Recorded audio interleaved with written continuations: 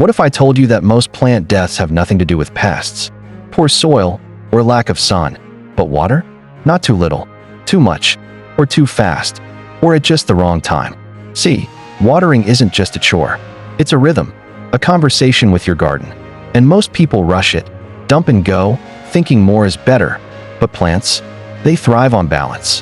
Overwatering drowns roots. Underwatering starves them.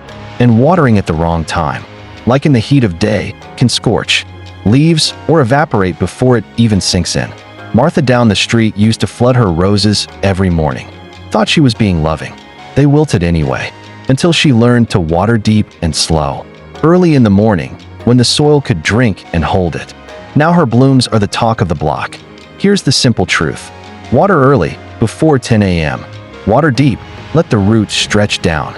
Water slow, so it sinks, not runs off. It's not about doing more. It's about doing it right. And once you tune in, your plants will tell you. Wilted tips? Dry leaves? They're speaking. So next time you grab that hose, pause. Take a breath. Listen. Water is life, but only when it's given with care. Because you don't stop blooming just because you've aged. And neither should your garden. Meet Martha, 73 years young. She's been gardening for over 40 years through raising kids, saying goodbye to her husband, 2 hip surgeries, and more sunrises than she can count. Her hands are weathered, her heart tender, and her tomatoes? Legendary. But last year, something changed. Her leaves yellowed, stems drooped, fruit split before it ripened. She thought maybe it was age, maybe she was slipping.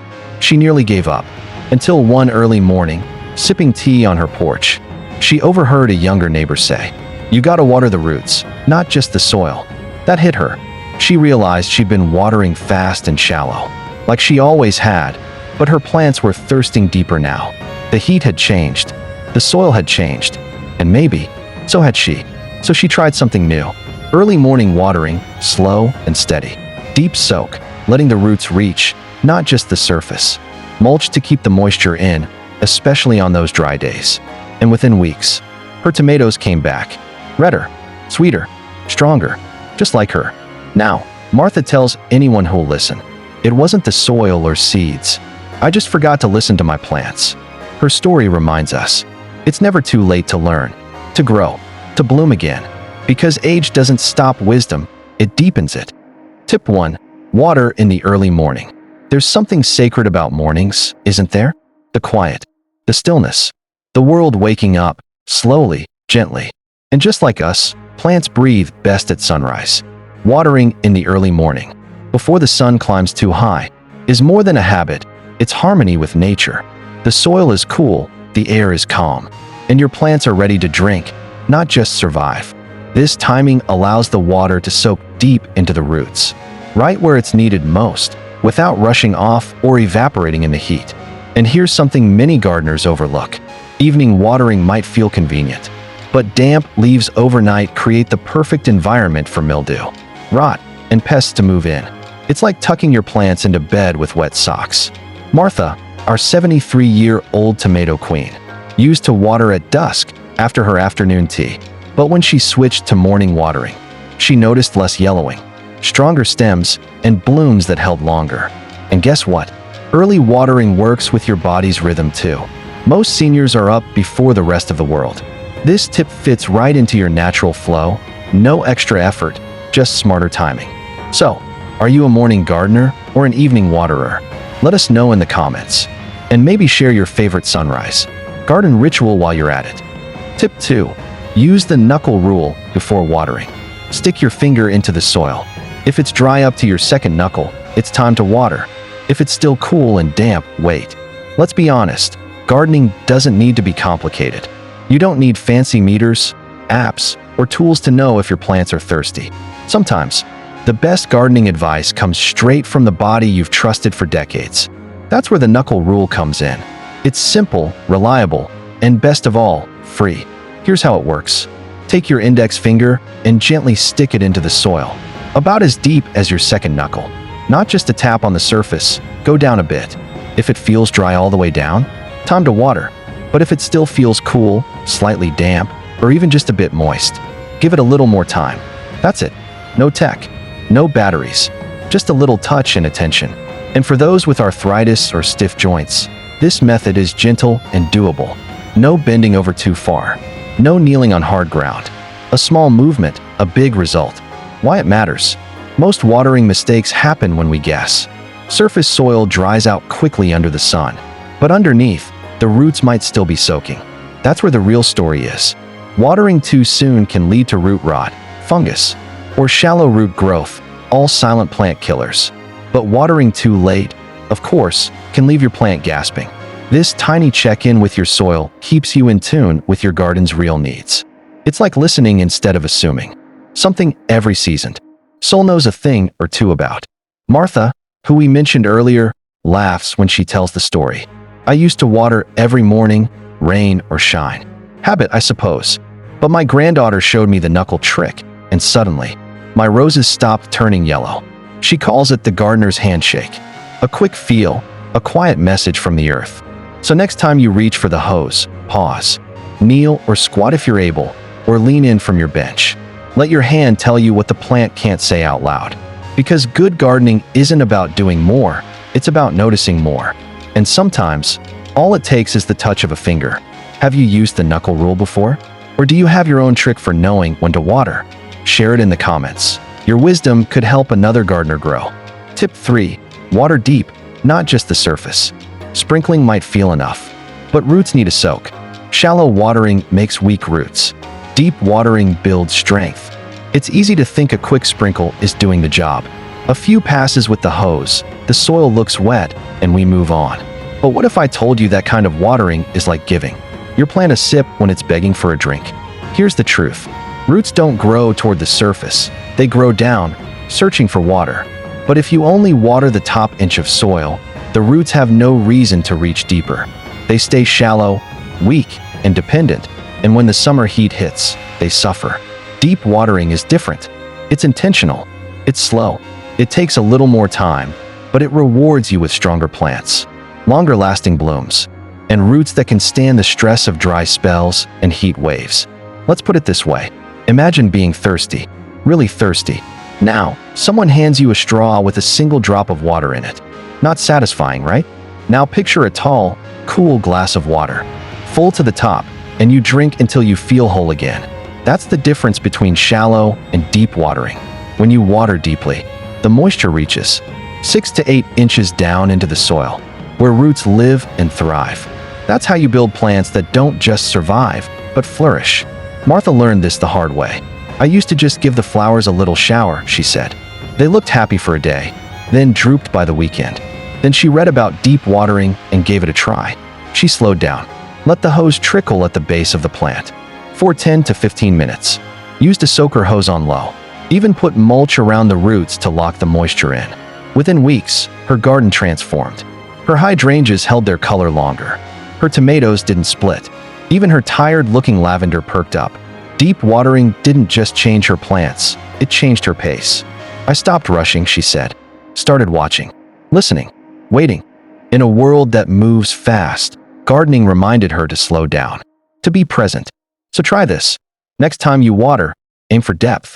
Don't spray the leaves. Don't just soak the topsoil. Let the water sink. Use a slow hose, a watering can with a spout close to the roots, or a soaker hose if you have one. Then wait.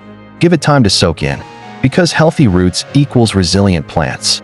And resilient plants equals gardens that keep giving season after season. What plant taught you the value of deep watering? Maybe it was your tomatoes, your roses, or that stubborn fern that wouldn't quit. Tell us your story below. Someone out there needs to hear it. Tip 4. Water at the base, not the leaves. When you shower your plants, aim for the roots, not the leaves. Wet leaves invite fungus, rot, and pests. Let's talk about something a lot of gardeners do without thinking. Watering the leaves. It's easy to do, especially if you're using a hose or watering can with a wide spray. You sweep over your plants like you're giving them a fresh shower. It feels right. The leaves glisten. The garden looks refreshed, and everything seems fine, until it isn't. Here's what really happens. When you water the leaves, especially in the evening or in humid climates, you're creating the perfect environment for trouble, mildew, rot, and all kinds of unwelcome pests. Water clings to the leaves overnight, and fungi love that kind of damp, still environment. The result? Yellow spots, wilting, sometimes even full-blown. Plant disease that wipes out weeks or months of care. The solution? Water at the base of the plant, where the roots are. Roots are the lifeline of any plant. That's where the water belongs.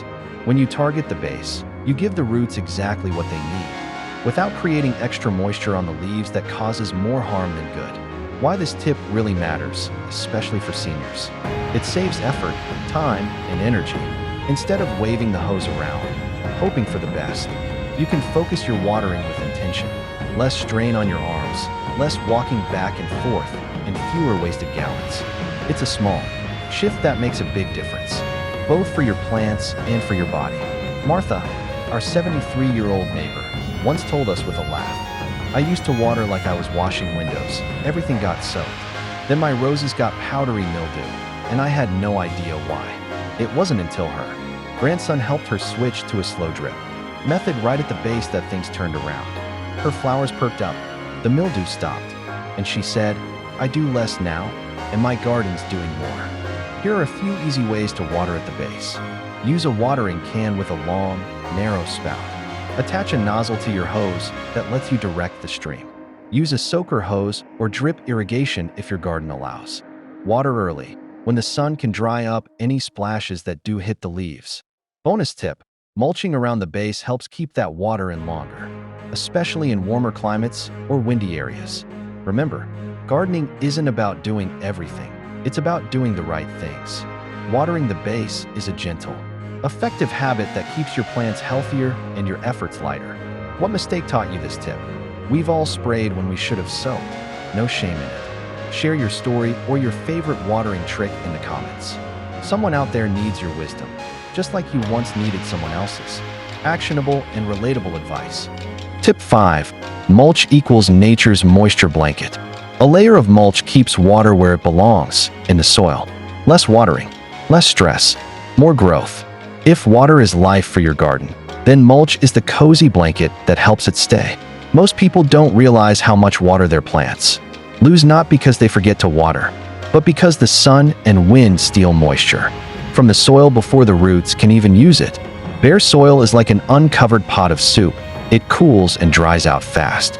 That's where mulch comes in. It's not just about neat garden beds. Mulch is a game changer. A 2 to 3 inch layer of mulch helps in 3 powerful ways. Locks in moisture by shading the soil and slowing evaporation. Regulates soil temperature, keeping roots cooler in summer and warmer in winter. Reduces weeds, meaning fewer backaches and less bending for you. And here's the best part. It means less watering, less hauling hoses, fewer trips back and forth, less time sweating, more time enjoying. Just ask Martha. At 73, she still gardens every morning, but she used to spend nearly 2 hours a day in the dry season, just trying to keep her tomatoes and roses from wilting. She was frustrated, tired, and wondering if maybe it was time to downsize the garden. Then she read an old article about homemade mulch. She started using what she already had: dry grass clippings, shredded newspaper, and a bit of fallen leaves. No fancy tools, no store-bought bags, just what nature and her paper shredder gave her. The result?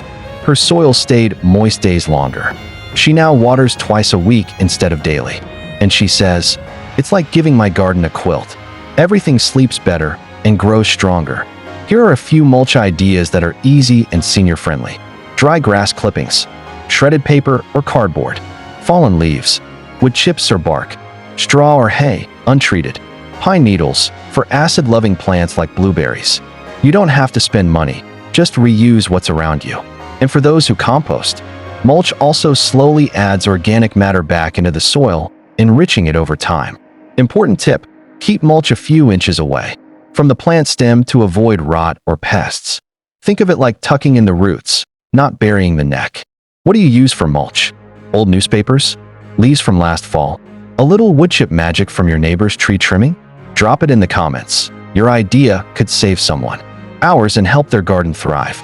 Because in gardening, the best tips aren't always found in books. They're found in backyards, shared over fences, and passed down one layer at a time. Recap: water with wisdom, not just routine. Your garden is listening.